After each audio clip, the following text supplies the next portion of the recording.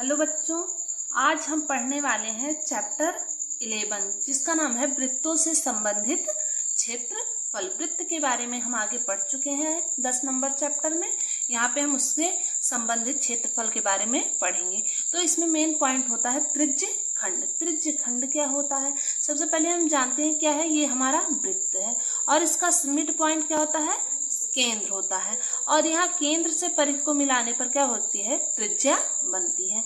अब ये जैसे हमारा ये पूरा वृत्त है और इस वृत्त से एक छोटा सा ये पार्ट काट लिया गया, यहाँ से इतनी त्रिज्या वाला।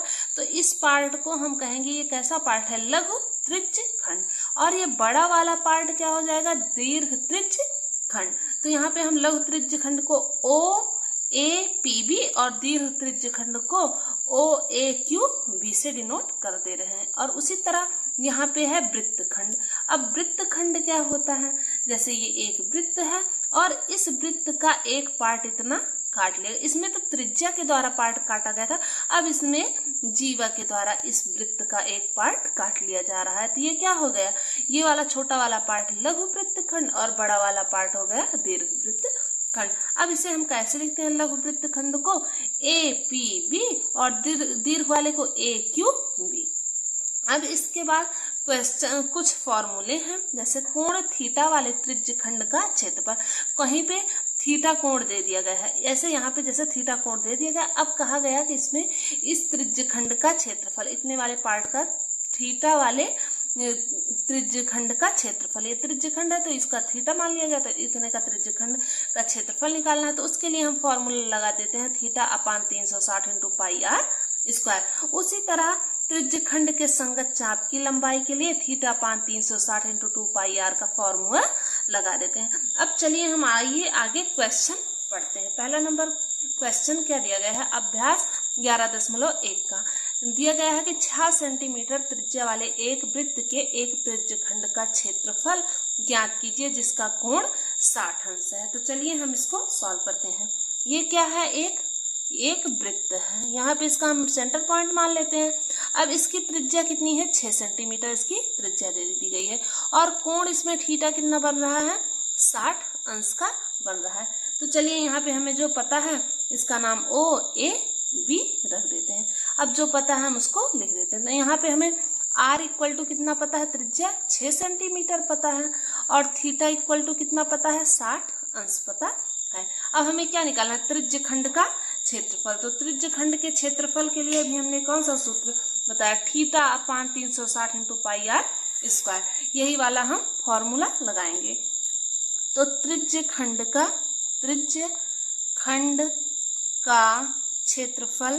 क्षेत्रफल बराबर क्या होता है? Theta upon 360 into pi r square, ये होता है। अब हमें जिसकी वैल्यू पता है हम उसकी वैल्यू रख देते हैं। थीटा की वैल्यू कितनी पता है? 60 पता है, अपान में 360 इंटू पाई की वैल्यू जहाँ पे नहीं दिया गया रहता है कि 3.14 रखना है, वहां पे हम क्या रख देते हैं? 22/7 इंटू त्रिज्या हमें क्या दे दी गई है? 6 सेंटीमीटर इंटू 6 इंटू 6। अब यहाँ पे हम इसको काटेंगे। देखिए यहाँ पे 0 से 0, 6 6 36, 1 6 से 1 6 कट गया।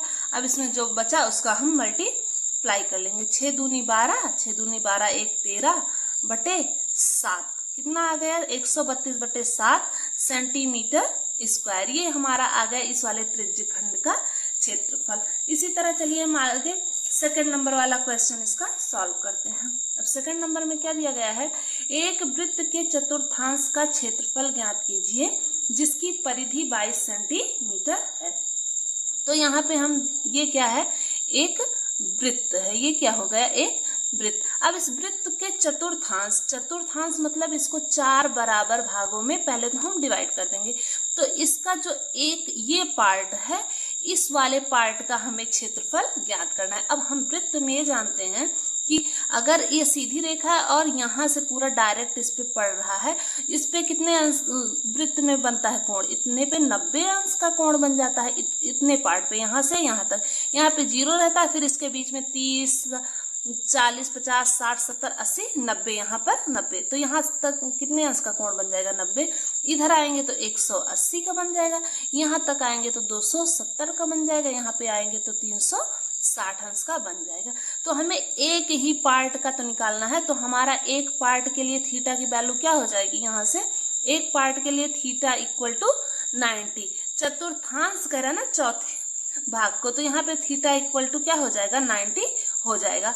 अब हमें देखिए इसमें थीटा की वैल्यू मिल गई, अब हमें आर चाहिए, तो आर के लिए हम परिधि से निकाल लेंगे।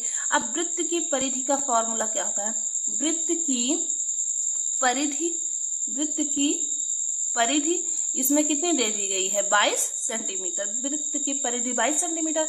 अब हमें वृत्त की परिधि का फॉर्मूला पता है 2 पाई आर, वृत्त की परिधि का फॉर्मूला क्या होता है 2 पाई आर, इसको किसके इक्वल कर देंगे, 22 सेंटीमीटर के इक्वल कर देंगे। अब यहाँ से हम आर की वैल्यू निकालेंगे, यहाँ से देखिए इस 2 एक कम 2 और 11 दूना 22, यहाँ से हमें यहाँ से पाई आर इक्वल टू क्या मिल गया, 11 मिल गया। अब यहाँ से आर इक्वल टू क्या मिल जाएगा, 11 बटे पाई की वैल्यू क्या होती है, पाई की जगह पे हम यहाँ पे पाई कर लेंगे पहले, फिर इसको पाई की वैल्यू को हम यहाँ पे पुट कर देंगे, 11 इक्वल टू 22 बटे 7। अब इसको 7 को हम ऊपर लेके जाएंगे, तो 7 इंटू 11 बटे 22, तो 11 दूना 22, तो यहाँ पे कितना मिल गया, त्रिज्या कितनी मिल गई, 7 बटे 2, यहाँ से हमें त्रिज्या कितनी मिल गई, 7 बटे 2। अब हमें त्रिज्य खंड का क्षेत्रफल निकालना है, तो हम वही फॉर्मूला लगा देंगे।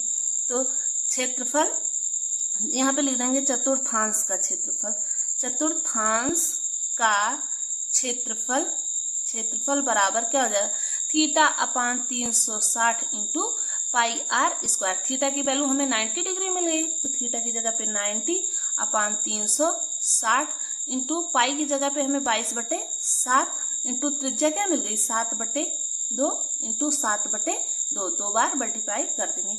अब चलिए हम इसको काट लेते हैं, यहाँ पे 0 से 0 कट गया, 9 चौक 36, यहाँ पे 4 बच गए। अब 7 से ये 7 कट गया, 2 एकम 2, यहाँ पे क्या बच गया, 11, 11 दूना 22, तो यहाँ से ऊपर क्या मिल गया, 11 गुणे 7, तो यहाँ पे लिख देंगे 11 गुणे 7 बटे 4 गुणे 2, 4 बचा है और 2, तो 11 सते 77 बटे 4 दूनी 8 सेंटीमीटर स्क्वायर, ये इसका आंसर हो गया।